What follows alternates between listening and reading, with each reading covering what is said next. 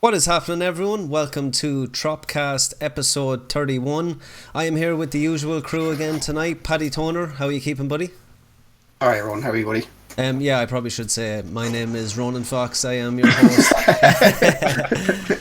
Are you sure you are? I'm not sure about that now. Pat Curley, you're what's the stepping story? in. Heard you're stepping in. Sure, not too bad. How about yourself? Very good now. Yeah, it was we've a bit of a late start, but a couple of things got in the way. But we're here now. We are on the Discord. We have the 4-man podcast, so I'm pretty happy. We're up and running. Jack, what is the crack? How are you keeping, buddy? Not too bad, Ron. Not too bad. I would ask you the same, but everybody else has done it already. So Feel very special. So we're going to kick off the show like we do every week, guys. What have you been playing? Paddy, I'm going to hit you first. Guess. Not Fortnite. Apex. Not Fortnite. No, it's definitely Fortnite. He's gone back to Fortnite. I actually purchased World War Z as well at the weekend. I didn't get much time to put into it. I think I regret buying it already. But it's very bullet spongy zombies running at me and me shooting them over and over and over again. I think it'd be good if you had like a crew to play with. Actually, one of the lads, who was it? Downloaded it? Ray downloaded it with me, and I think Jack was supposed to get it, but no one got it. I think Ray got it, but he never told me ever since. But we're going to try and jump on it this week and see how it goes. But I've been playing Fortnite mostly. let me try and get it. How has that been treating you? It's like the X you keep going back to. Yeah. You wish it'd stop, but you just keep going back. Dude, it's the longevity in that game is ridiculous. It's I knew that it was people were gonna outplay it after Apex, after I won't say PUBG because I think PUBG has a little bit of magic there, but the likes of Call of Duty, Fortnite has just something special there, and I know it keeps being brought up every week, and people might I am be sick of hearing sorry. it. But like I'm the type that will jump into Fortnite and enjoy it. Like, you know, I've been doing it ever since the game has been released. Like, never got sick of it. I've definitely kind of came away from it, but every time I jump back into that game, it's so different. Everything just feels like a totally new game. I think it's fantastic that the game is still going as strong as ever. It's got to be. Would it be the most successful game of all time? In terms of longevity, I mean, it's ridiculous how long people are playing that game. Would GTA 5 still be up there? Yeah, GTA 5 would probably definitely be topping it, but I'd say it's catching it. I don't know. Like I'd have to really look at how much money both has made, but Fortnite's definitely doing it faster. We've also got But GTA. Well, look. what's that, Yeah, Jack? but I think Pull the mic up to your face just a little bit, Jack. Sorry. Warcraft. There's another one you have to look at for longevity. Definitely World of Warcraft. Yeah. yeah. I'm just thinking with the amount of PlayStations and consoles in the world and everyone seems to be playing it, particularly the younger crew. But I play it myself. I know a lot of people my age that play it and enjoy it as well. So it's definitely got an appeal that goes through the ages. Anything else, Paddy, that you've been playing? Because we're going to be talking about Fortnite a little bit later on in the news. No, actually, I haven't been playing that much games this week. Now I've been playing a bit and bob. I've been very busy with other things. Unfortunately, I wish I was playing more constant. I'll try Doing the business side of things. Trying to anyway. Yeah. No, in fairness, you're keeping, you're getting some good news articles up on the main page. I seen actually something that I wanted to say well done for. Was it you that posted about the Avengers box set? That thing absolutely tore off the edge of the earth. Like, I was like, wow. Yeah, we posted that. We posted that people just want that box set. Who wouldn't want it? But how much would it cost? Like, the 22 films in one box set is going to cost an absolute fortune. Probably about 200 quid. Imagine all Blu-rays. You'd be like, yeah, I'll buy that in like you get 5 times by 100 quid. You have to pay out to get it sent out to you. So what I believe is going to happen is with Disney's new streaming service, I think that's probably going to be the best place to get all those videos in one. If they do like the monthly subscription, the same as Netflix, and you get all your Star Wars, all your Avengers, I mean, that's going to be serious for a streaming platform if it has all that, which it will, and plus you'll have the TV shows as well. So digital, if it's going that way, which we think it is, most of us, I think that might be the way to go, because a box set like that, as brilliant as it would be very expensive, as you just said. With the gold gauntlet sitting on the cover of it. Yeah, the Infinity Really- Saga. Yeah, really, really top it off. yeah. So I don't even want to go off Avengers here. I actually went to see it twice.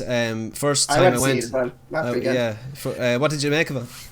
Yeah, I loved it. It was brilliant. It was very well, Yeah, it was. very well put together.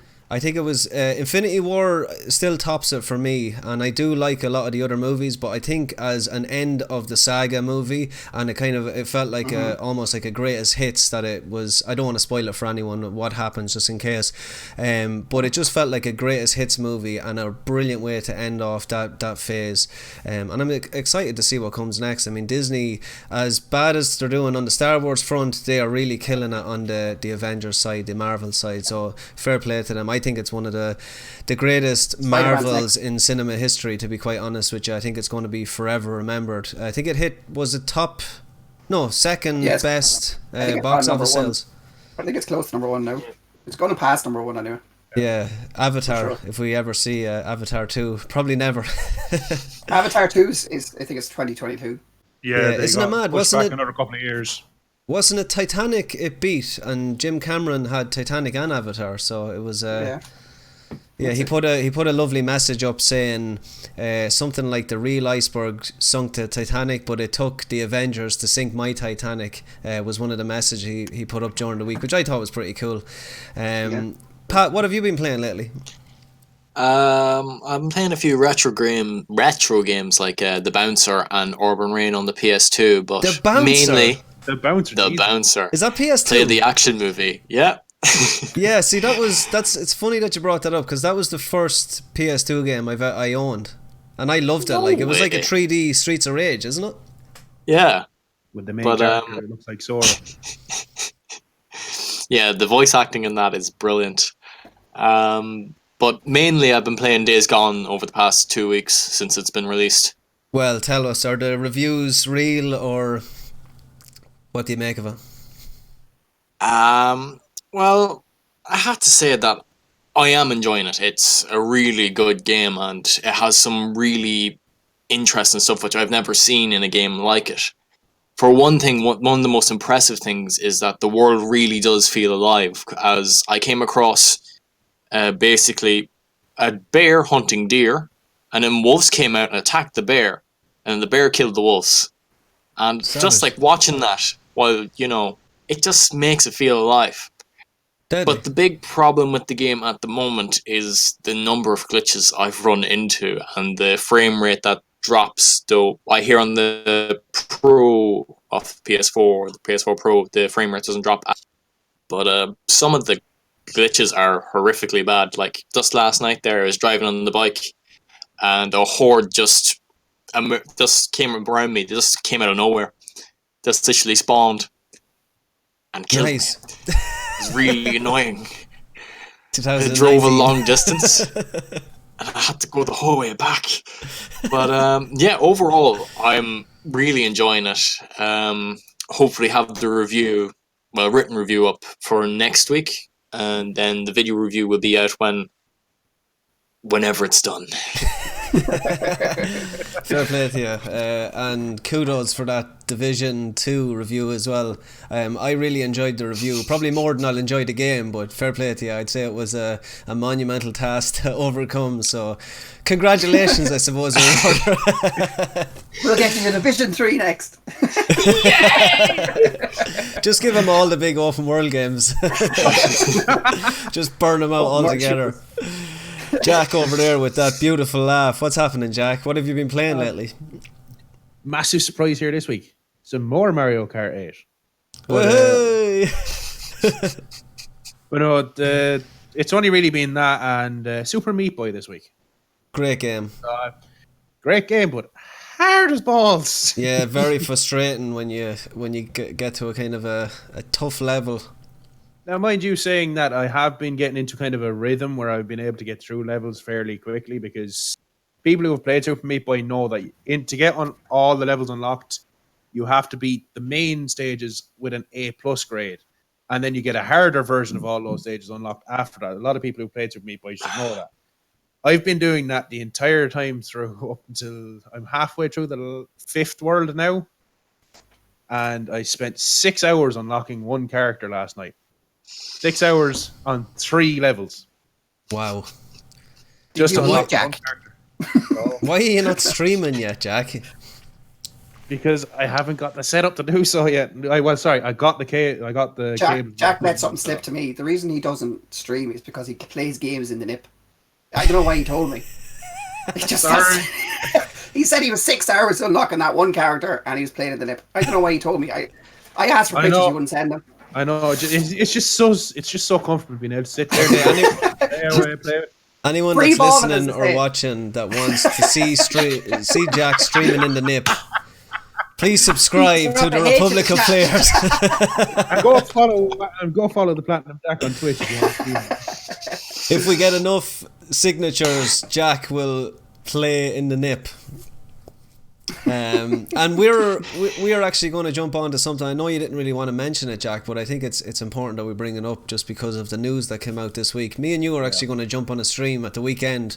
I'm picking up Monster Hunter World. I was talking about it on the community today. Yes.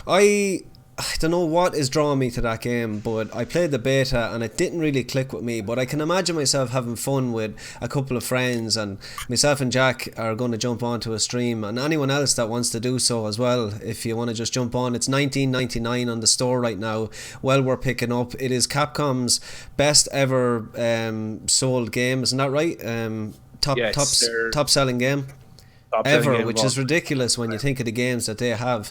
I think it's just because of the mass appeal and the fact that, you know, it's worldwide, the appeal of that game. The older games were a little bit more niche, but I think what's that? Has it changed much since the release? A good bit, yes. Yeah. I remember playing the beta as well. The mechanics of that game were just awful. I remember Ronan talking about it. Oh my god, I couldn't do it.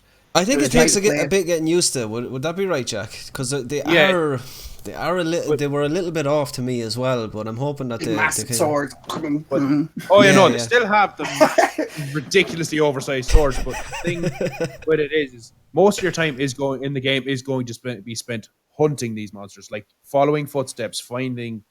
I'm just going to say it straight away. Looking through their poop to find out where they are, looking for claw marks, looking for paintings, anything you can find. Nip. It sounds weird. You can do it in the nip if you like. But see, that excites me, that kind of tracking them. In the nip. Exactly. Definitely. You may as well get wild and wonderful. Actually, do you know what? Wild boys. When we're streaming, Jack, the two of us will go in the nip. Screw it, let's just do it. I need a few more extra subscribers anyway to the channel, so you're gonna lose 50%. We'll see. Well, we'll see. Oh, maybe not. We'll see. Don't knock it until you try it. We should. Hey, Well, no. Paddy introduced all his subscribers. So I suppose we'll go on to what I've been playing. A lot of FIFA Ultimate Team. I had a really tough weekend league over the weekend. It was out of, I'd say, 25 games, I won 5 of them. Very, very difficult. I got on to actually Absolute Filth to try and help me out build a little bit of a better team for this weekend. So I got lucky. I ended up getting Matt Hummels. I sold him straight away for 100,000, and I bought Suarez and Ter Stegen. So I have a solid keeper now. I have a solid kind of all-round team. So I'm going to go at it again. There was server issues with FIFA last weekend, so they gave a free entry into this weekend's weekend league. So I'm going to be playing that. I'm going to be streaming an awful lot of it. I said it in the community earlier on. Someone talked about games that you play to relieve stress and games that you play that make you stressed. And relieve stress for me was Dark Souls. A game that makes you stressed was FIFA Weekend League. It's the most stressful time you will ever have with a video. Since we're on the topic of like stress and football, you know you're a Man United fan, and you know Liverpool are after going into the Champions League final. That has to hurt. Since they came back from, what was it, 3-0 down to win 4-3, has to be talked about, lads. Come on, just every time you wore that jersey, you were running. Okay, we're going to go into news here, guys. So just to let the people know that's watching or listening, I lost a bet to a Liverpool fan. We played a game of FIFA during our 24-hour live stream, and I lost. I don't know how I lost because the guy is not that great. Ray, shout out to you. But I think it was because I was too cocky and I ended up losing, and I ended up having to wear a Liverpool jersey, and there's a picture floating around out there with me with a Liverpool jersey that I'm not too happy about. There's also a video floating around as well, don't forget that. Oh, there's a video as well. Okay, I didn't see the video. The best bits. It's in the best bit, yeah. Okay, it was but no, look, what can you say? It's a terrible time to be a United fan or an Arsenal fan. I mean, Spurs and Liverpool. I think Arsenal might be going into the final of the Europa, so that might be too bad. Well, that's true as well. So yeah, it's a tough time. Liverpool, you have to envy them. We can give out as United fans, but you have to envy what Klopp has done. I mean, they still could go and win nothing, which, you know, the fingers are crossed. Like they're gonna lose. They're not gonna win the Premier League anyway. There's no way in hell Brighton are gonna do them one for the title. And Tottenham are, you know, bottlers at the best of times, but they could still do them over. Like, they're playing pretty well, and now that they have that Lucas Moura lad who's really hitting since Harry Kane went off, you just never know. It's exciting. I'm happy that there's an all English final. I just wish it was two other teams that I actually cared about. I'm gonna begrudge it anyway. So there's so that's what I've been playing. I've been playing FIFA. I also picked up Total War Warhammer 2 for 15 quid on the PC. Love those games. I'm really going to do a deep dive into them. Petso wants to do a massive battle with me, so I'm going to get on to him and we're going to do that as well. Just a class strategy game for anyone out there that wants to jump into a strategy game that has a PC. It's $14.99. Just go to, you know, get a CD key and play it. It's brilliant. So guys, we're going to move on to news because there's a good bit to get through today. So the first piece of news is, after years of saying no, Sony have finally said yes to EA's game subscription service, EA Access. It'll launch on PS4 in July after years of being on the Xbox. It will cost the same as the Xbox service, €5 a month or €30 for the year. EA Access on PS4 will offer a similar big back catalogue of EA games as on Xbox, along with the same 10 hours of early access to new titles and discounts on games or DLC purchases.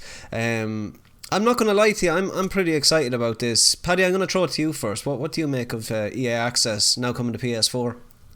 Well, I think it's good. The price point is fairly cheap, that if you want to jump on it and you've got access to a load of new games, so why wouldn't you jump on and have a look? Instead of going out and buying the new EA titles, you get a look at it for the first 10 hours as well.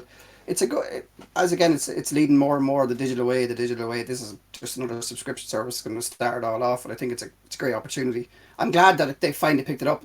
I know Sony said for years that it wasn't worth their time getting it, and obviously they have enough titles now and enough backing or whatever to let PlayStation have it, or let PlayStation want it. Sorry, they didn't want it at the beginning. Yeah. But I think I definitely give it a go. If they had, I haven't looked at the one on the Xbox, but I presume they have a good lot of good titles. $5 a month is very cheap, isn't it? It is very cheap.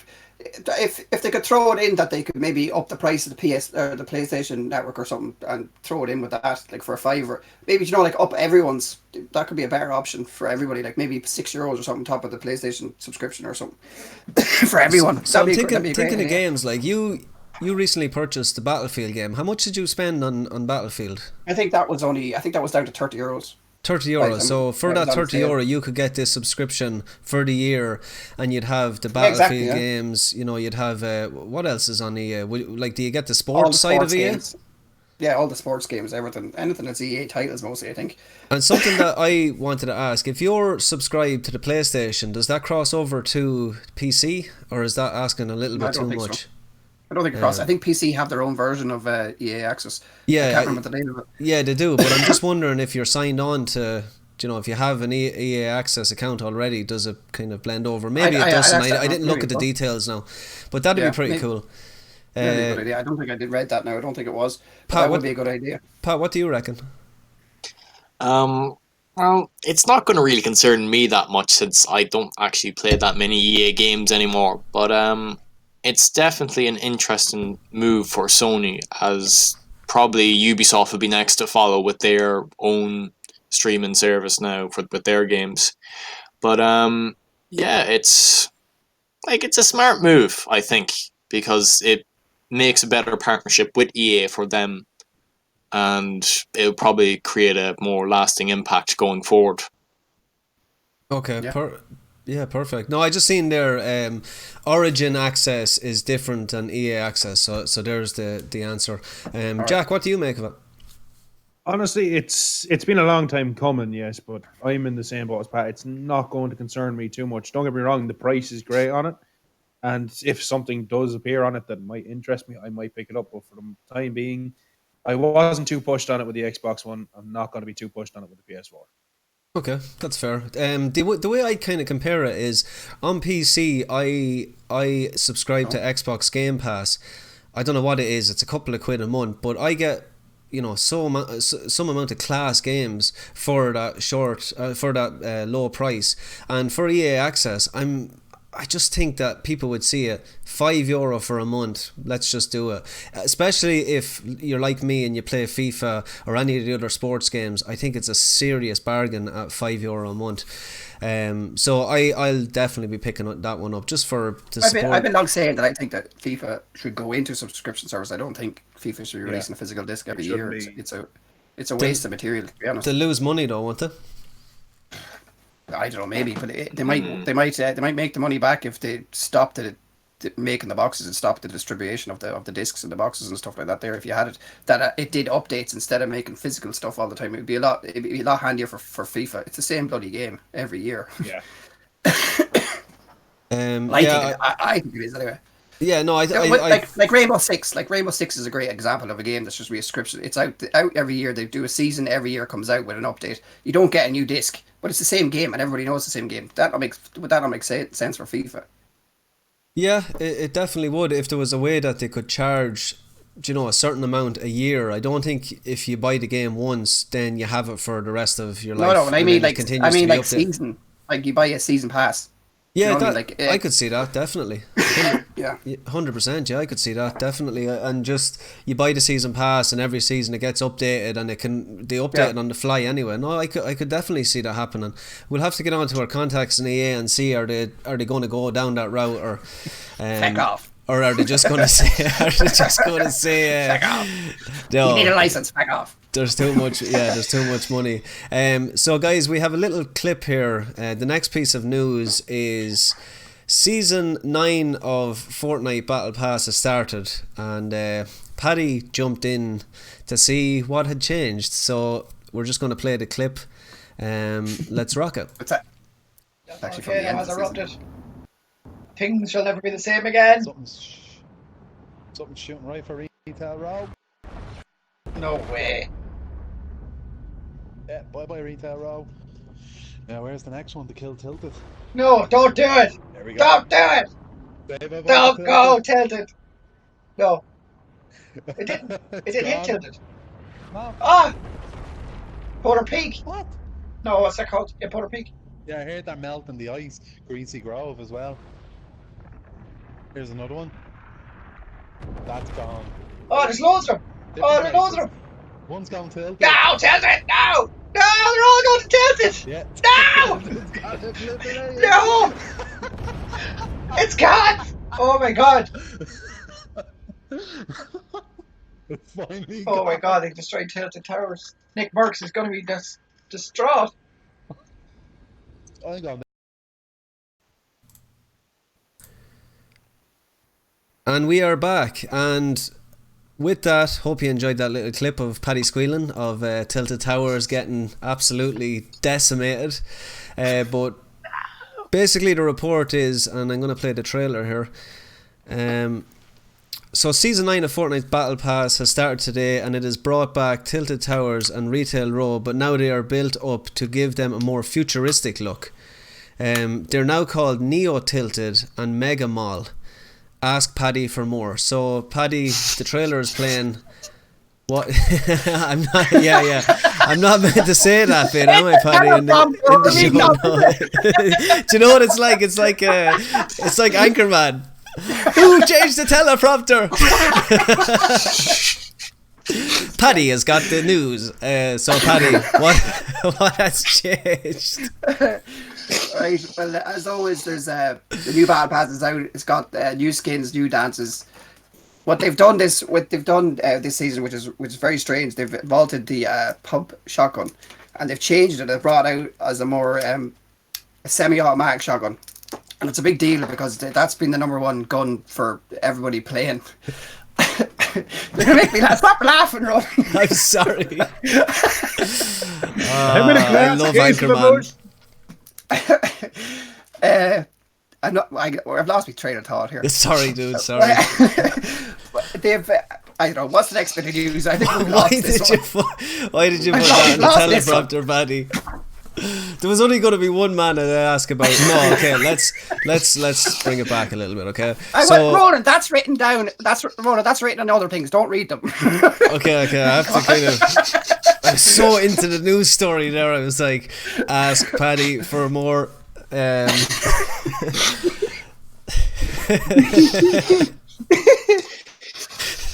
Alright, go on. Take it. So no, I want to bring it back to Fortnite. So I actually seen Tilted Towers destroyed. I was able to walk through it, and I didn't play it after the new season dropped. So I actually didn't know that they actually they rebuilt it all. I thought it was just going to be left decimated for a whole season. So how has it changed? I thought it as well. Well, they did what they usually do. They did at the end of the season. They put on some kind of show, and what happens? They blew up Tilted Towers. They blew up Retail Row. Ronan, stop smiling. Anyway, what they also did, which was weird, is the way they vault guns all the time, as they did with the pump shotgun. They gave people the option to bring something back, and everyone picked the drum gun. And the drum gun, it's a big deal because a lot of people hated the drum gun. The meta. What was that? I can't even remember that one. It's basically a gun that has like 50 bullets in it. You can just hold it down and it's like a Tommy gun. Yeah, you can hold it down and just shoot like mad. And it's very accurate and it's very overpowered. And a lot of people are giving out. But they're doing what they're usually doing. They're staying relevant. They updated the map. They're updating the guns. They're changing it up. They're trying to make everyone feel different every time they come back about the game.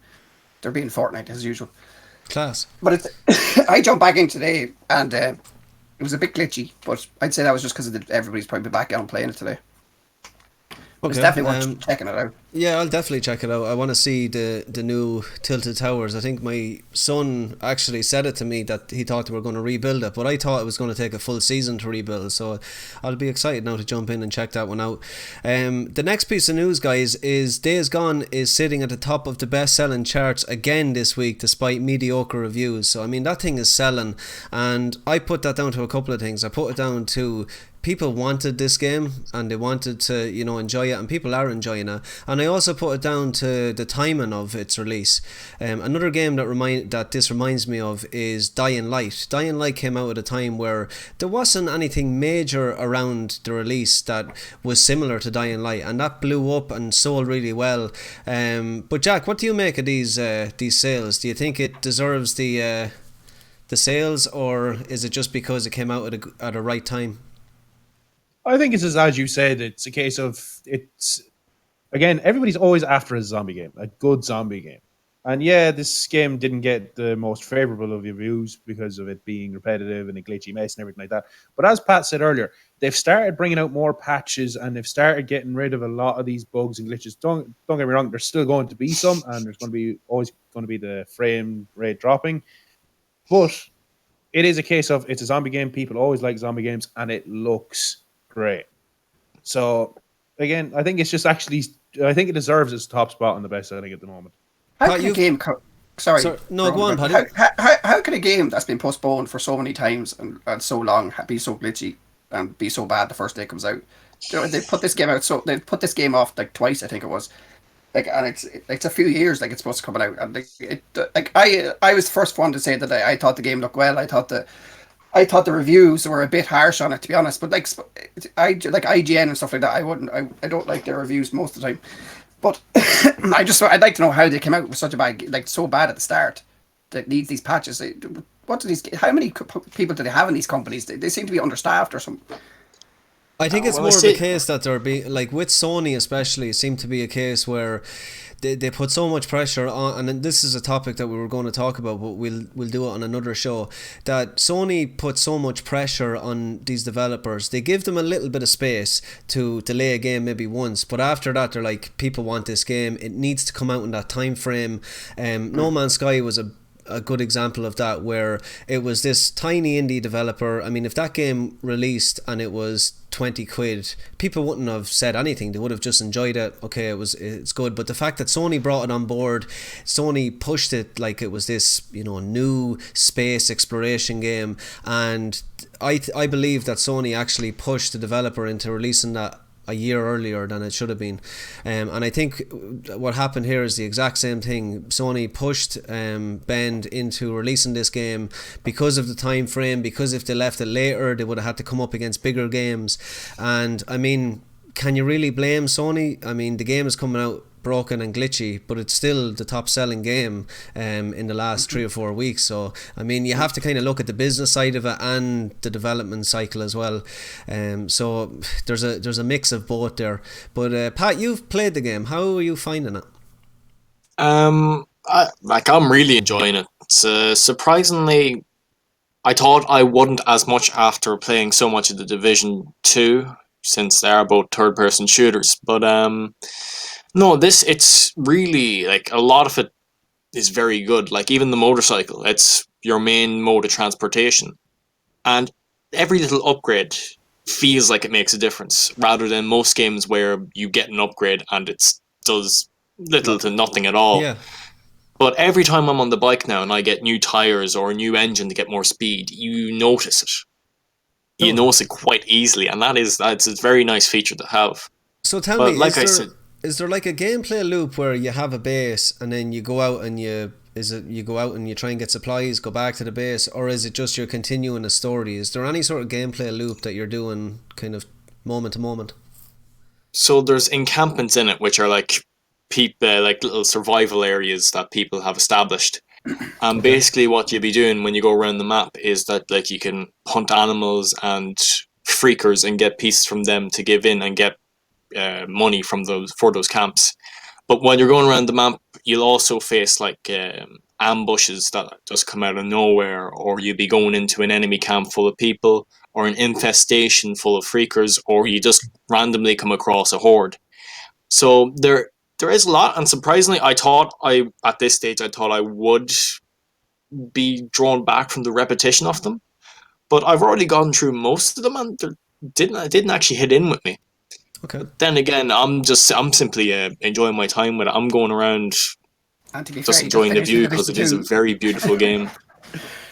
Just another question: is stealth a major factor in this game, or is it more running, gun, or do you know what I mean? What's like? Do you kind of have to sneak into these encampments around the zombies, or I'm trying to give myself a picture of what the gameplay is.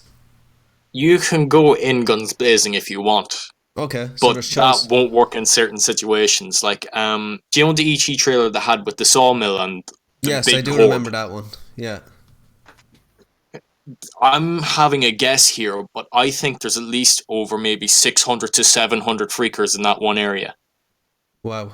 And you cannot run in guns a-blazing against 700 people. They just come around you and then they eat you. Nice. But yeah, but like it's freaking ridiculous. So it is, like, the amount that is there, and like it can bring some tension to it as you're running away, and there's like hundreds following behind you. But yeah, overall, I think it's a fantastic game. But I wouldn't recommend buying it until it's a bit more polished. Till it's a free away the review there, Pat. That's the review done. No more reviews. Does not recommend it. We know a few weeks ago he said he did. Yeah, we know. We know already. Guys, the next piece of news is, and we have a trailer for it, is the John Wick game has been announced. We have a trailer here. Let's go to the trailer. So A new John Wick film is about to hit the cinema next week, but we've also been given our first look at John Wick Hex, a new video game by Good Shepherd Entertainment, which has been described as a fast-paced, action-oriented strategy game. And as you can tell by the trailer, it looks like... I'm trying to even think of a game that it looks like. It looks like nearly like a turn-based game where you select what action you're going to do and then it'll play it out. I think a good comparison would be the Hitman Go games, if any of you guys played that. It looks somewhat similar to that, but I love the art style. It looks, really cool, and I think John Wick is a fantastic movie, especially the first one. It really, really surprised me. Any John Wick fans? I did enjoy the film. I enjoy the game, but see what kind of game it comes out with. I have yet to watch any of them. Same as myself. So I definitely recommend checking out the first one. It's a really good action flick, and Keanu Reeves is just an ultimate actor. He's class. The Matrix. Let's just go back to the Matrix. Bill and Ted. Yeah. Let's go back to that. The Matrix is fantastic. They're making a Bill and Ted 3 though. Yeah, I know. I am going to watch that. I'll watch that before I watch John Wick again. Bill and Ted 2: Excellent Adventure is probably one of the best films ever made. Just put it out there. I love the art side of this game, and it looks class. I'm looking forward to see what type of game it is. I know it's going to be a strategy game, but I think it's going to be on the Epic Store as well. I don't think people don't like that. It doesn't look like it's going to be a kind of a full price game, so it might be worth picking up. No, I don't think so. I think it's from an indie developer as well, so it should be. I was actually reading it there, and one of the more interesting facts that they had is that they have a lot of the creative team and stunt people who worked on the John Wick films who are actually going to be helping create the sort of combat that is being put in this game. So that's a very interesting aspect to actually incorporate it into a game like that. Will they get Keanu Reeves' voice? That's what I'm wondering. Will he talk? Well, they said they had a few voices for some of the characters from the films, but they haven't announced he's a big one. Everyone but Keanu Reeves. That could be it. He doesn't really have to say it, though, does he? Just walk around and shoot people. Good job. But you have to hear that rustly voice on him. I said they might be able to get him, since Lionsgate's making the film, and Lionsgate Games is producing this, so they might be able to get him somehow. No, I bet the house that he's there 100%. He seems like a cool guy that wants to be in a video game, so I'm saying he's going to be there. Jack, are you going to play this? You haven't watched the movie, so I don't know why. Maybe watch the movie first. Maybe watch the movie first, but it looks interesting. I like the look of the art style and everything. So a game that you will be playing, and we have another trailer for it, everyone. We didn't play it last week, is the new Borderlands 3 gameplay trailer. Jack, tell everyone how excited you are for this. I'm just so excited for it because Borderlands has the greatest humor in any game I've ever played. Even when it just comes to names of characters like Shooty McShootface, and he just screams, "Shoot me in the face." That's all he wants you to do. But the thing is, it's also a mission.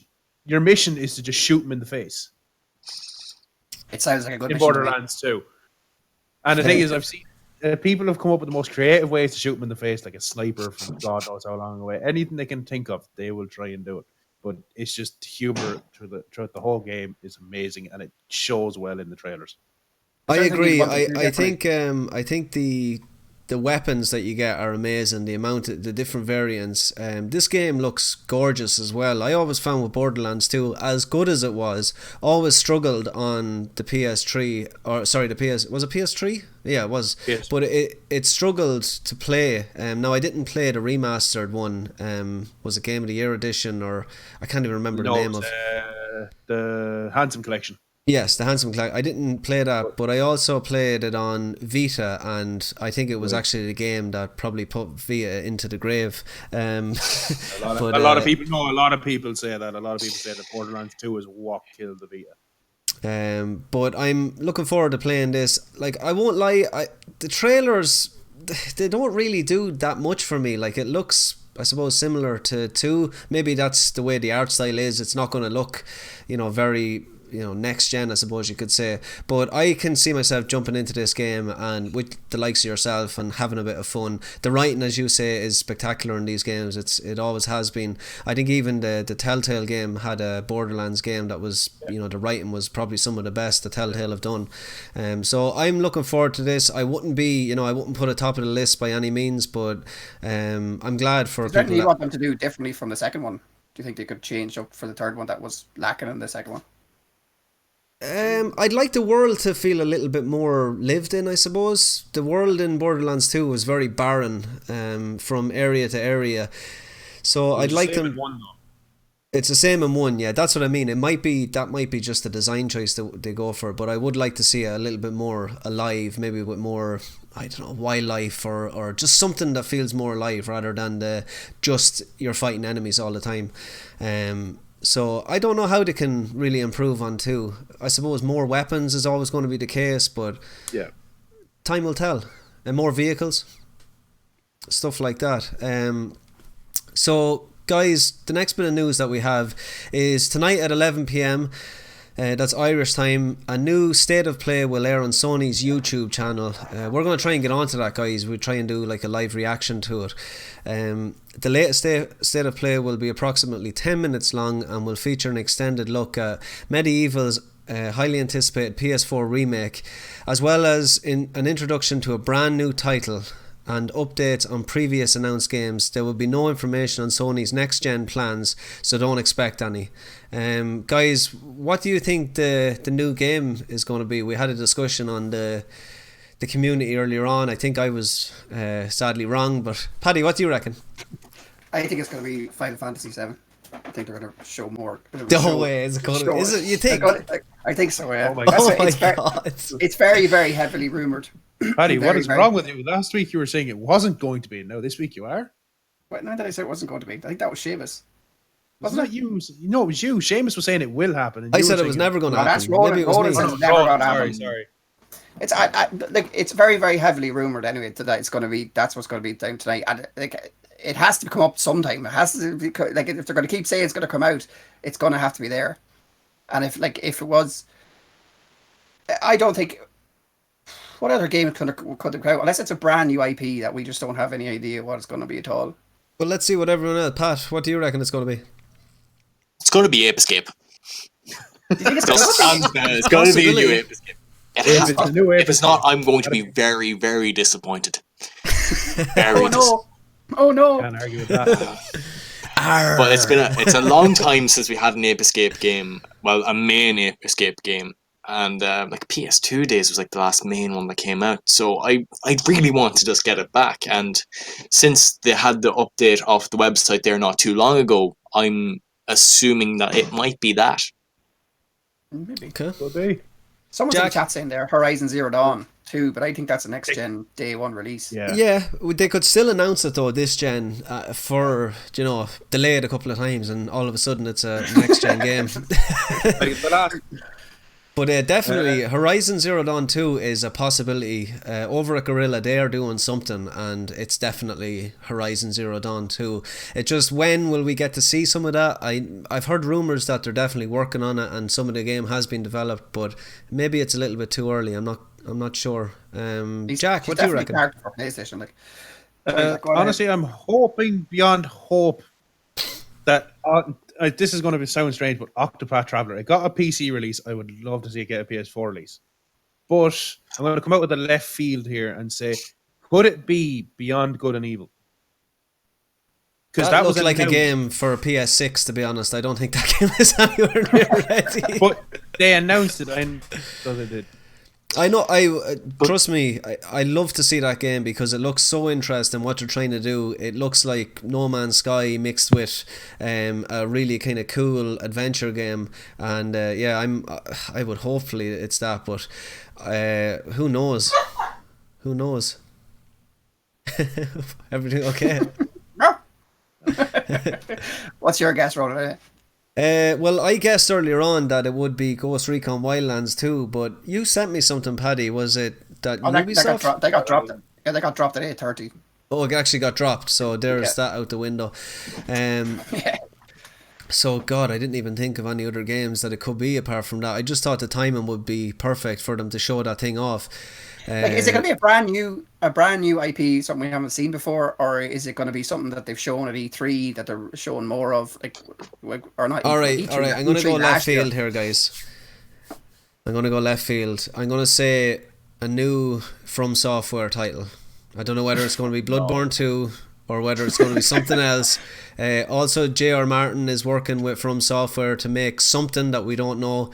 I'm going to go From Software. From Software have been known to release stuff on Sony's announcements. Does From Software have its own religion? And are you and Fano a part of that religion? And Well, how do you get away from that religion? Are you like a Jedi? Yeah, well, there's the Fortnite religion and then there's the From Software religion. So No, I wouldn't say Fortnite's a religion. No. Would you not? No. I'd love to count how many times Fortnite was brought up in this show and count how many times From Software has been brought up. I'd say you're winning on that one, Paddy. I know there's two of you, there's only one of me. Fano's in the back are going, yes, From Software, yes. Shout out to Fano, actually. He couldn't be with us tonight. Hopefully he's doing well. But look, who knows? But look, we've got... So Jack is going with... What game did you say, Jack? Apologies. Either Octopath on the PS4 or Beyond Good and Evil. Beyond Good and Evil. Pat is going with... Pat is freezing up there. You okay there, Pat? Oh, I'm back. I've been gone for the last 6 minutes or so. Pat is going with Abe Escape. Paddy, 6 minutes. We're waiting. Yeah, Paddy, your choice was? Final Fantasy 7. Final Fantasy 7. My God, that would be massive. And I am going with a new From Software game. Bloodborne 2, let's go with it. Screw it. I got Fortnite 2, fuck it. Fortnite 2. Oh yeah, you have to get your religion in. Yeah. How about Final Fantasy 10-3 then? We're all going to start doing this. Oh God, I hope not. No, there is rumors that they do actually want to make it 10-3. Are you the only one that cares about that game? Probably. Kingdom of Hearts 4, I said it. No, they announced that now, I'll be pissed. Alright, so it'll be interesting. That's on in what, less than an hour? 11? Did we say 11? Yeah, 11 o'clock. So it's on less than an hour. So we're going to stay on after the podcast and we're going to do a live reaction to that. And when I'm right, I'm just going to go, yay. From Software. From Software. Nice, Jack. Yeah, that would be amazing if it was Final Fantasy. God, I don't know. Like, I'd be excited for it too, but I just I'd be hesitant to think it's going to be Final Fantasy. Yeah, we'll see what happens, guys. So another trailer we have for you guys. It's a little bit of a trailer overload this week, but hopefully the guys that are watching the video are enjoying it. Let me find it here. So a new Crash Nitro trailer has come out today, and Platinum, we are going to be going to you for the deets. Are you looking forward to this one? Oh man, I am way too hyped for this game. I know I am way too hyped for this game. This is going to be Kingdom Hearts 3 all over again. I'm going to be really, really hyped. Going to enjoy it, but not enjoy it as much as the hype is building me up to. And what do you think? What can they do differently and improve on the original? Is it just going to be updated graphics, or is it going to be like the Crash that you gave out, like Crash Bandicoot, which you also gave out crap about and you didn't want to ever do another one? But no, I think what they've done so far is they've obviously added new tracks from Nitro Kart, maybe from Tag Team Racing, because I got a little glimpse in that trailer that with the new costumes for the characters, Engine and Cortex were dressed as a ballerina and a ninja, respectively, which were costumes in Crash Tag Team Racing for the PS2 and the PSP. Whereas they also have characters from Nitro Kart, like the bosses. The only boss that was missing that I saw, well, even then it was two technically bosses, was the mimes, which were both raced in the same race, so that's why I count them as one. That was the only boss that I saw missing from Nitro Kart and Team Racing. So it could be a case of they're just carrying on with Nitro Kart's style on everything with their turning and everything like that, or mechanics and everything. Or they could keep with the original mechanics and just I I'd love much the leave way that people talk about these games. I swear to, I like it's unbelievable the level of detail that fans of these games go into.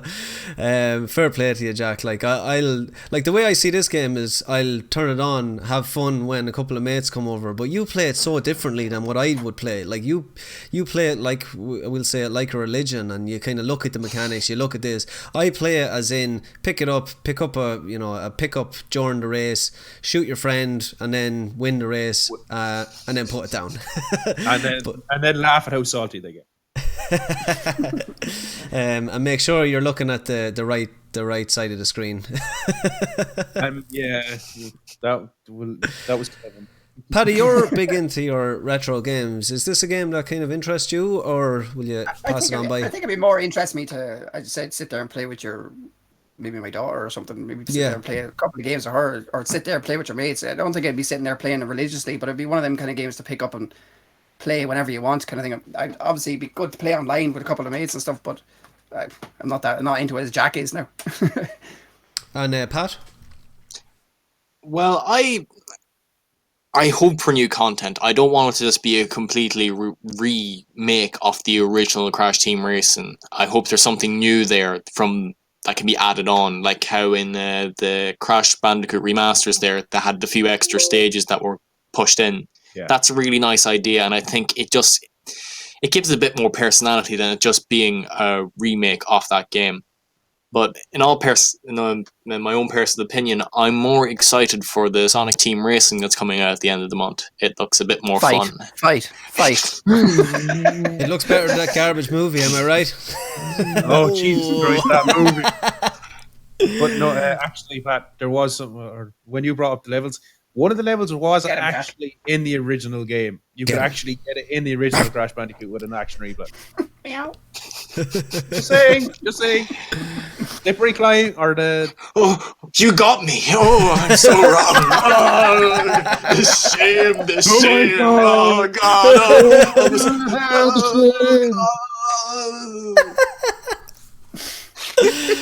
Unbelievable. Crash or a kart race and fight. It's unbelievable. I just played the two of them. I have fun. But you guys are looking forward to it anyway. Guys, we are going to go on to topic of the week. This one is it's all over the news this week. It's actually talking about loot boxes and should be in games. So the senator of it's like the American senator came out and said that he wanted to ban loot boxes in games or cage them off from kids. So it says here, loot boxes remain one of the most controversial topics in gaming, and now lawmakers in America are planning to ban paid loot boxes in titles aimed at kids. The ban would potentially apply to games played by minors, which would include games specifically designed for kids, as well as games where developers allow under 18s to engage in microtransactions.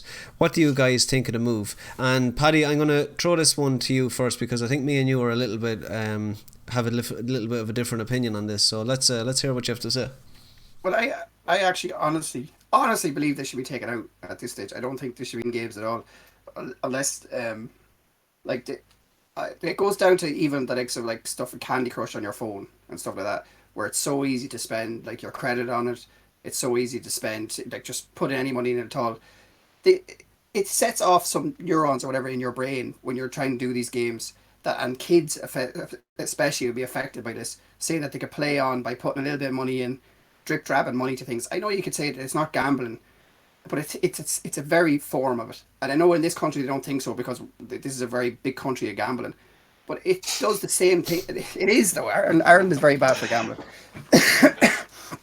I don't like the likes of FIFA and stuff like that there, and the Star Wars game there last year that set this all off into a big rolling thing to see how bad it was, where you pay to win, and people started seeing how bad it was, and FIFA especially being the underground one for the last how many years it's been doing it with the Ultimate Team and everything like that there. I think they should get rid of microtransactions straight away. Everything should be day one purchase. You should get everything along with the game and not have to worry about spending any more money on it.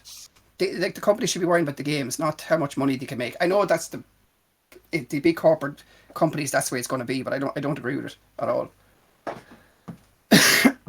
Pat?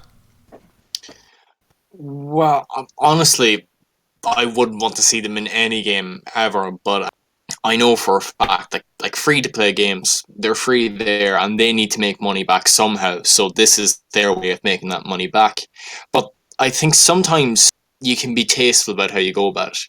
Like, take Paladins Champions of the Realm. You can unlock all the characters in the game. You don't have to actually pay to unlock them. The only thing you would have to pay for is for optional cosmetics to make your character look a bit different. And I think that's a nice way to go. Don't have something that's locked behind paying for it. Have it so that you can unlock something that's major to the game, that's important to the game. And anything that like isn't too important, like the cosmetics, you have to make money back somehow. Like, you know, it's possible to make games in other ways. You can give it that, like, as you said, Fortnite is like a religion or whatever. But the battle pass, you don't have to buy the battle pass if you don't want to. And do you know what I mean? I think that kind of business thing is all right, I suppose. Like, it's kind of hard to know which way to go about it. But the pay to win systems, I think, are atrocious in games. I don't think it should be in any games at all. Like, FIFA is the biggest one for it. The Ultimate Team is just, and the thing with FIFA is it resets after a year. That's ridiculous. Yeah. But the thing about FIFA is that you're already paying for it, so you shouldn't have to actually pay more once you buy the game. You should have everything there. Yeah, I definitely think that's one of the biggest ones. The mobile games isn't like, I was playing a little bit. I admit I was playing a little bit of Candy Crush this week since I wasn't playing normal games, but I could see it myself. I was sitting there playing and I ran out of lives. And they're saying, put £2 in, you can keep playing. And like, if you're a little, just put it in. Just here, you can have a few more goals. You know what I mean? And these games are here. Just take a little spin. Just take a little spin. But I can see it. Like, if I was a younger age, if I was sitting there 14, 15, I had a bit of pocket money, I was getting paid for a bit of jobs there, and I seen it there, and the money's sitting there. The money to kids is not really anything. Do you know what I mean? So just start dripping in it, and next thing they go, oh, I nearly got it there this time. I'll put another bit of money in it. It goes to think. I know. It doesn't matter. Ronan's going to say what he's going to say, and I'll just go back at it then. Go on. Jack, just before I jump on. Honestly, as a trophy hunter, I don't typically care less about loot boxes and anything of the like. But at the same time, as Pat said, I do understand them in the like of free-to-play games like Paladins or something like that. Or I understand them in the case of cosmetics like in Overwatch. You have to... But then you've also got them for trophy hunters. You've got Injustice 2, for example. You need to get specific costumes out of loot boxes with ridiculously rare drop rates just to be able to get certain trophies in that game, which I find is ridiculous. And then on the other side of things, with FIFA, what I'd love to see FIFA doing is go back to the FIFA Street days and put challenges to unlock these characters. Don't buy these characters. Put in certain challenges. Once you complete these challenges, you get that player that you want. You get whatever else you want if you finish this challenge. Don't be hiding it behind a paywall. Put the challenges in and let the people get better at the games and then feel better about unlocking these characters when they actually beat them. Okay. Another problem with FIFA and football in general. It's massive. Gambling around football is huge. It's huge. And then the same type of people that are gambling on football are paying for these ultimate teams. And I know I was talking to a couple of people that were playing, say, in January. They told me that they're after spending £300 on ultimate team. That's ludicrous to me, to something that resets a year after. But the same goes for a friend of my brother's friend. They bought FIFA, we're on 19 now. The day that FIFA 19 came out, as soon as it was installed on their PS4, they dropped about 120, 130 quid on Ultimate Teams. Without even blinking, just straight away, as soon as it installed, that's what they did. Before they did anything else, that's what they did. They just dropped that much money on Ultimate Teams without playing. Yeah. So, I don't even know where to start on this. First of all, let me go to FIFA first, because it's something that is near and dear to my heart. I play Ultimate Team. Putting money into Ultimate Team doesn't give you Messi or Ronaldo or any of the good players. It gives you FIFA points, is what it's called, and FIFA points can be used to open packs. And basically, each pack, it will give you a percentage of, you have a 2% chance of getting a rare card, you have a 3% chance of getting blah, blah, blah. It breaks it all down for you. Odds. Odds, okay. But it's also, you do not need to put money in to gain money in FIFA Ultimate Team. You can actually play the game, and if you are good at the game, you can actually build up money pretty quickly. Weekend League now is another thing where you enter that. Each game that you win, you gain a pack that could be worth €5, say, in real money. So you're gaining packs for free that you don't have to pay for, that you're because you're winning games, you're getting packs. The more games you win in Weekend League, if it's over a space of 30 games, if you win 30 games, you get the best prizes that you can get. 12 games will give you free entry into next week Weekend League, plus a load of packs, plus money to spend. The people that spend money on Weekend League, in Ultimate Team, it's actually in every guide ever on Ultimate Team, it will tell you, do not buy gold packs, because the chances of getting one of these big players is slim. Go out and actually go onto the transfer market with your coins that you've built up over time and pay for Ronaldo, pay for Messi, pay for any of these big players that you want on your team.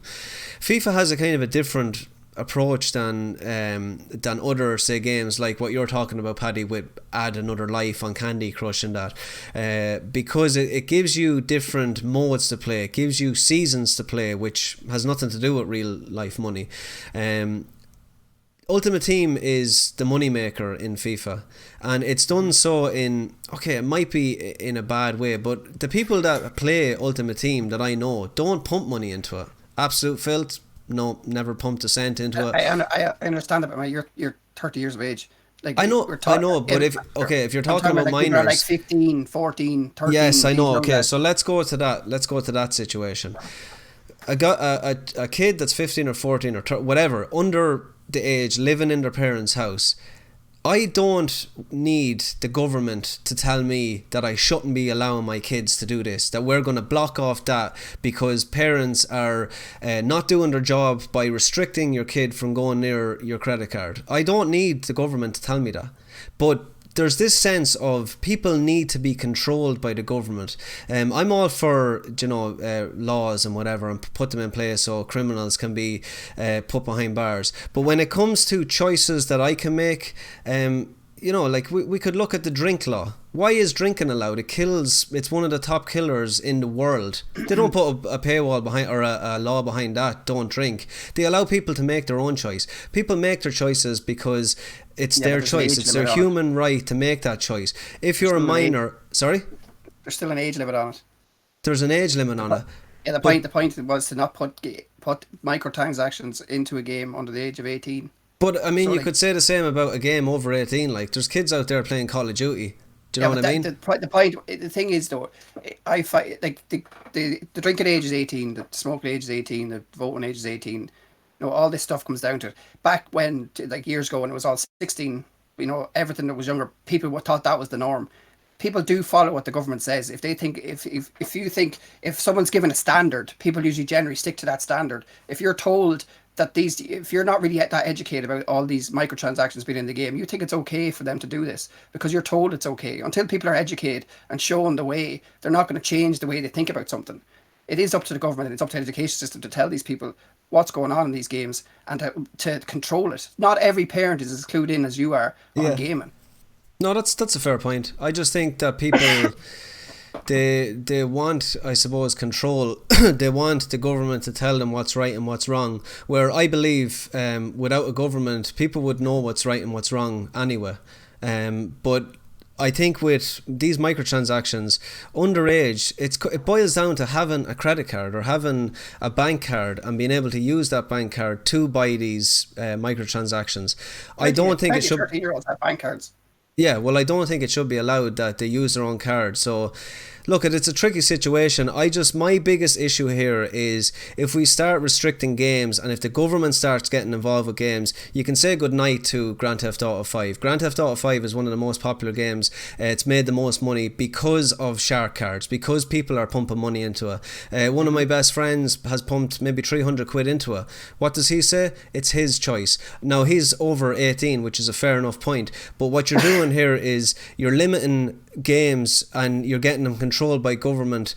I don't know, like I'm just a little bit hesitant to to kind of allow the government to jump into the video game scene. I actually have no problem with them banning microtransactions in the game under 18 at all. I think. But then how do you regulate that then, if you get me? How do you actually say, like...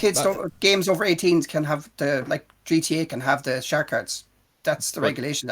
Ultimate FIFA can have it. Yeah, well, I don't know if FIFA probably kids are still going to play it, Grand Theft Auto. It doesn't make... But the thing is that that's the regulation. That's what the standard is. That's what people are told. They have no other excuses. It's over 18. It's not for your child. They shouldn't be on it. They shouldn't be spending it. For stuff that's under that, like Candy Crush or FIFA or any of the games that kids are playing every day, they shouldn't be in it. They shouldn't be given that option to start their addiction for such a young age. Like, kids don't understand these things. They don't have the same... Their minds aren't developed enough to understand this. This is their normal life now. We've grown up differently. We see things different than they do. This normal transaction like this are everyday things.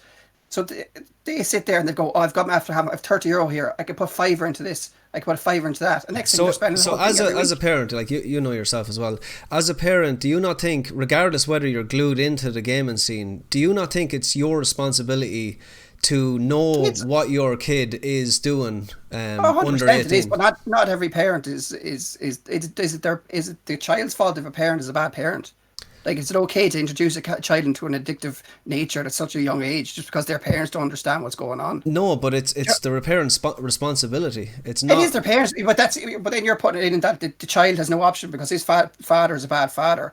That someone shouldn't step in and show them what the right way to be, the standard should be.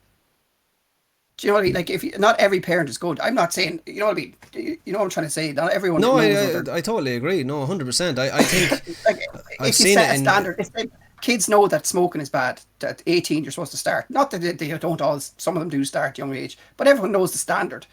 You put it to a standard, and then you go from there. Like, gambling is a massive deal. There's people that ruin their whole lives from it, and to start at such a young age for people is horrible. I just don't agree with it. So FIFA has been around for a long time. Ultimate Team has been around for a long time. David Ayre says has there been any study that show that buying loot boxes has led to an addictive kind of, I suppose, addicted to gambling? I don't know. I haven't heard of any now, to be honest with you, David. But it does give you that sense of, okay, I'll pump a little bit more money in, I might get this.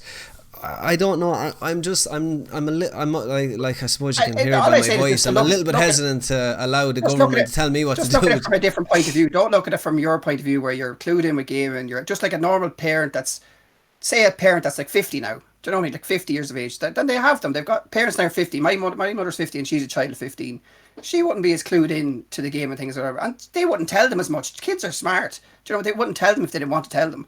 And they say, will you give me this for that? Do you know what, kids, you just have to look from a different point of view, I think. And I think regulations need to be set. Okay. Can I add in the point, though, of if they start regulating microtransactions in every game, that'll mean that games like Paladins, Smite, Candy Crush, any mobile games, they're going to start being regulated too, and they're going to start losing their fan bases here. So they might start. But again, there's a lot of people who still play those games. There's a lot of avid fans of Smite. I am serious. Go play Candy Crush tonight. And come back to me and say what they say. I'm telling you now, you get 5 lives or 6, 7 lives in that, and then they're asking you for money straight away. But that's the same as an arcade machine, no? Yeah. Yeah, but it's the same as an arcade machine, but you're not going What's into the difference with an arcade machine pumping coins into that over and over again? Well, it's not saying the same as addiction. It's saying I'll give you this. If you put the money in, I'll give you a certain amount of lives. Do you know what I'm trying to run? You know what I mean? But at the same time, I know, but I'm just bringing up the point. Like, point is not letting people lie down a life to an addiction, and I think this is very much a way to get people going on it, to gambling. Jack, basically it run like the loot boxes themselves. If you're going to go trying to get, again, Ultimate Team is an example. Yeah, that can be taken as a form of gambling. That can be understood as a form of gambling, but at the same time, these pay-to-win games, they're not always going to be a form of gambling. A lot of them depend on these microtransactions to be able to bring out more stuff for these games. That's how they constantly roll out the updates. For examples are, there's the Final Fantasy game for mobiles, Final Fantasy Record Keeper and Brave Exvius. You do not need to pay to win those games, but you can if you want to get a bit stronger. Same with the Kingdom Hearts one. You don't need to pay to win these games, but the people that do pay help keep these games constantly updating, constantly being developed. That's the only thing. That's what I want. I don't want to see happening is these games kind of slowing down because people don't want to. People can't. But that's pay exactly what it's going to lead to. Like I think I totally understand your point, Paddy, and I'm not saying you're wrong or I'm right or any of that kind of stuff. It's just my opinion on it. But what I think is going to happen is kids are still going to go out and get these buy these microtransactions, regardless whether there's a paywall or whatever sort of wall is put in front of them. It's the same with games over 18. Kids are still going to play them. But if they my biggest issue is if they start regulating and the government start getting their fingers into video games, that it'll be a different media in 10 years time. It'll be so regulated. If this law passes in America, games will change all over the world. It won't be just America, because they're going to be developing games for America, obviously, which is a massive market. So like it makes a massive deal what happens here. If it does go ahead, it's going to change in Europe as well. It doesn't matter what the laws are everywhere. Just one thing there, but if this does come around to go the whole world and does cover it, if games don't decide to go up to 18 plus, what they start doing is most likely is that they will have all the options there of all like that you can buy. There won't be loot boxes. Everything that was there, you can choose what you want now.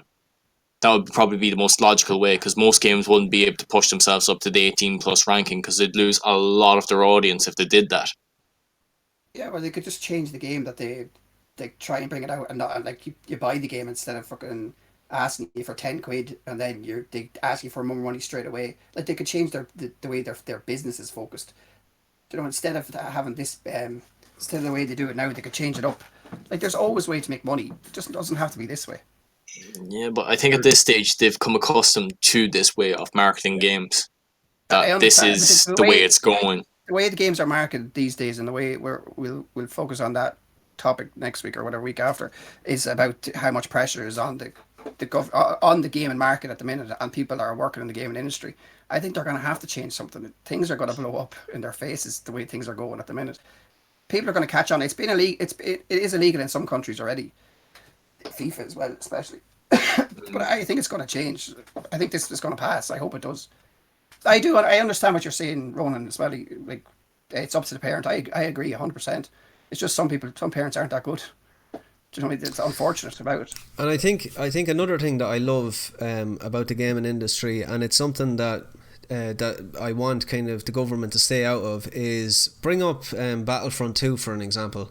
That game was brought out with the loot box system, and it was the gamers, the community that changed that whole scene. Do you know, it wasn't the government stepping in to do it. It was the gamers, you know, speaking out and saying, look, we don't want this in the game, we need you to change it. And they changed it. And I always prefer when it's people power over government, because the government don't care. They really don't. Like they put the laws in place to try and maybe get a few extra votes and to change system, and it's all about, at the end of the day, it's all about control. That's what it is. The government is there for control. I just think that it's great with the gaming industry just being freeform as it is, like I suppose the internet, that we can, you know, let our voices be heard in a day where social media is so big, and in a day where if you say something on the net, people will listen and people will join you and people will band together like the community that we have, and I think people power is a lot more stronger and a lot more special than a government putting a law in place to say my kids can't play that, even though, yes, I know you said some parents are not good enough, but I think it's my responsibility as a parent. It's other parents' responsibility to step in and to find out what their kids are doing. That's my kind of 2 cents about it. But I can totally see your point as well. Do you know what I mean? I'm not saying that I'm right. That's kind of what I feel strongly about. Fair enough. Anyone else want to jump in, guys? Well, I guess you could look at it like, remember when DLC started to become the controversy that why do we have to pay for more? We should have got it with the full game, and it's become a social norm now, DLC, even though some people don't like it. It's since microtransactions came into it, actually DLC has just gone sort of under the radar. People don't really mind as much about DLC. Well, except if it's day one DLC. People still give out about day one DLC, but that's understandable. Day one Whereas none of DLC these- is a little bit greasy, isn't it? A little bit. But then again, have you also seen that the pre-order bonuses for Kingdom Hearts 3, for example, they're now selling those Keyblades for €5 each when they were pre-order bonuses. It's only just a new Keyblade. That's it. There's nothing else to do with it. But they're also releasing a free update with a new Keyblade and a new form. So they're charging €5 each for these, but then they're bringing out a brand new one free now in a little while before the new DLC drops. So it just makes no sense there, like, you know? Yeah, it's look, I know, Cedar, you're talking about, and it's a good We're point. going to bring down a up. different rabbit hole. No. It's a good point to bring up because you're talking about the different types of microtransactions. There is some that are loot boxy and that feel like you need to pump money in, and then there's stuff like you guys are saying, the DLC, you know, the extra piece of whatever it is, sword and a stance. Like it's a weird time, but I just think Call of Duty World War II, last year's one. loot boxes, was it? Yeah, where you open the loot boxes on the on the he's all, you know, what would you call it? On the beach, you open them up. You got to watch other people open up their loot boxes all the time. You ever play that? No. No. That was just so awful. That's to see other like heartbreaking, loot so boxes. good. What's this like getting? Like, imagine if you got the worst Oh my stuff. God, No, but you got to watch. Basically, get to open up their boxes right there. You're in there with loads and loads of different people in the one area, and you get to watch other people open them up. That's only last year. Why would That's you do awful. that? why even? So people could give us the people incentive. It's marketing. Hold on. You're basically saying is that people optionally watch people open boxes to see what they got. It's not an option. That's what you're on the Dude, beach my waiting. kid watches people opening Kinder eggs on YouTube. That's nothing new. Kinder eggs is something completely different. No, it's not. It's the exact same thing. When You get a physical toy. When you're sitting And then in you the get to put lobby it together. when you're sitting in the lobby waiting to load into a match, you're sitting there on the beach. You're standing on the beach, and other people are opening their loot boxes. But And then you're again, like, I gotta be a part of this party. Where's my wallet? but then again, the same goes for CS:GO. There's streamers who just do nothing but open CS:GO boxes for the rarest gun skins and knife skins, and people watch them and subscribe to them on Twitch and pay them money just so they can buy more to open more. It's ridiculous. And if you want to give us money, no, go on. Yeah, here's my address for my PayPal. No, like that. It's gonna be good to see what happens. It's definitely an interesting topic, and I can totally see where you're coming from, Paddy. Like, it's just a sticky situation, and it's one that, you know, I wouldn't like. Thinking of another kid, I wouldn't like him spending all his money and then going to his parents saying, I'm after spending 300 quid on Ultimate Team. Like, there's situations out there that happen probably every day, but they could really do the same. They could really do the same. They could spend their money on anything if they have that control over their money at 14 years of age. They can go out and do anything with it. They can give it to... No, they can't buy drink and they can't buy alcohol. No, but they can give it to someone to go and get them drink. Maybe a Mullingar. We're not around here. Ronan actually works in the shop. He sells stuff to his kids. That's my point, mate. I may be good to my kids, but not other people's kids. So yeah, that's the deep dive, guys. I don't sell drink to kids. Just let everyone.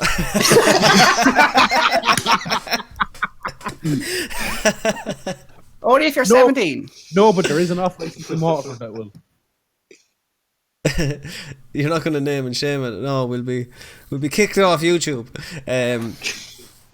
Right, guys. So real quickly, we're going to go this day in game, and Jack, let's hear it. 2 seconds, sorry. We got so into that. Right, so there's not a huge amount this week on this day in gaming. Like every other week. Yeah, there's stuff like 19 years ago today, Tom Clancy's Rainbow Six was released for the Dreamcast. Class. 18 years ago, Dance Dance Revolution was released for the PlayStation.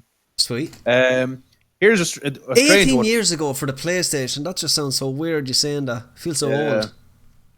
14 years ago, and this one I find interesting because what people have done with the controllers is Donkey Konga 2 was released on the GameCube. And the only reason I find that interesting is because people are still using those bongo controls to beat random games, like somebody did Sekiro there not too long ago. Who you do that to develops yourself? that?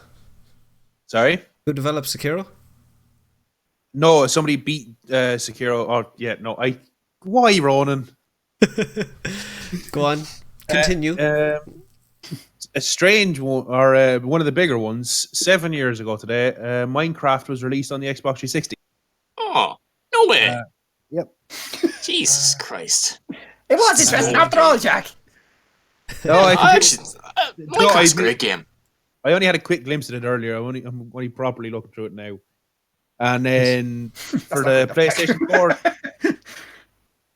and then 2 years ago on the PlayStation 4, Resident Evil Code Veronica X was released. Nice. Savage. So guys, we are not going to do Guinness Book of Records this week. We are going to have a quick word from our sponsor, so stay tuned. Hey guys, the Alpha Fox here, and I just want to bring you a quick message from our sponsor. Our mission at Kaiju Gaming Lounge is to bring the social aspect back to video games in Cork City. There is a tendency with online video games for people to spend a lot of time alone while playing games with their friends over the internet, which may become isolating at times.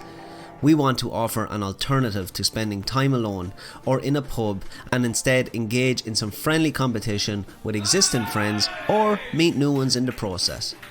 Kaiju Gaming Lounge is the #1 sponsor for TROP-CAST, the #1 gaming podcast in Ireland, and the official podcast of the Republic of Players. And we are back, guys. That is our sponsor, Kaiju Gaming Lounge in Cork. Make sure you head down and check that place out. I am planning on a trip to Cork in the next, I think, 2 weeks, and I'm actually going to call in there and have a chat with the guys and play some video games. Looking forward to that. So, guys, I think we're coming to the end of the show. We're going to do a community section. So if there's anyone in the chat that wants to ask a question to us, keep it clean, keep it cool. Does Ronan sell drink to minors? Yeah, I think you do.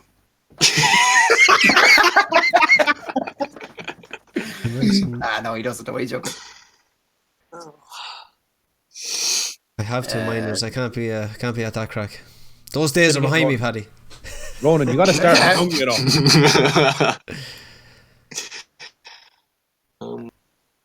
Paddy, have you been to Kaiju? Have I been to Kaiju? I haven't been to Kaiju yet, but we are going. I have to set up that we go down there and actually do a podcast from there. I think that's on the cards. Deadly. We should do like a tournament as well, some sort of like CS:GO tournament. Or FIFA, new boxes. Woo! What is the most egregious microtransactions you came across in gaming? Translation. Jack? Oh God, because I've seen so many terrible ones. I don't know. I honestly can't. They've all gone out my head. All the brutal Pat? ones. Anyway. Sorry, I disappeared there for a second. Worst What happened? microtransaction you've ever come across? Well, I don't really look at them since I don't pay for them, but I can give you the worst DLC. Go for it. Well, see, we were talking about this earlier, the Day 1 DLC.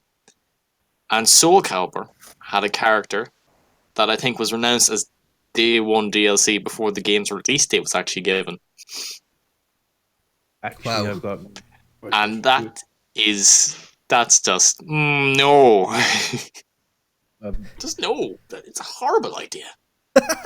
Yeah. You bought it anyway, though, didn't you? I think you're on again. He's saying nothing. Jack? I remember I wouldn't really class it as DLC because they're all cosmetic, but Dead or Alive 5 has some serious amount of microtransactions just for costumes. All it is something like 20 quid for about 4 or 5 costumes, and they've got about 10 or 11 sets of them. Paddy? I think the beach thing is the worst thing I've ever seen. To be honest. I don't have to bring it up again, but it's so awful. What would you, Ronan? Probably Battlefront 2. Just oh yeah, well, that's most famous one. Yeah, I suppose it's the most obvious, but for good reason. So the next question from Streamer Elite: what is the worst game on mainstream console you have ever seen? I'm not going to even ask anyone. So if you have one, let's hear it. I can't remember the name of it, but there was. What was that?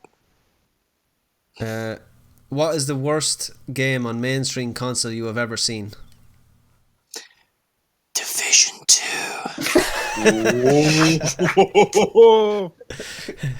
You're giving away the review again, Pat. That didn't sound anything like the review. The true feelings are being heard. PR from Ubisoft, I'm sorry.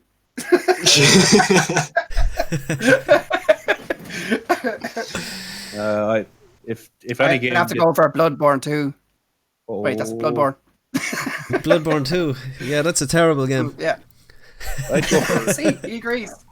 I I'm gonna can't- clip that, and if it ever comes out, I can't say much, but I Am Mayo. That was honestly one of the worst games. I Am Mayo. What the hell is that? Or My Name is Mayo. Sorry, it's where you just basically tap on a jar of mayo. That's the game.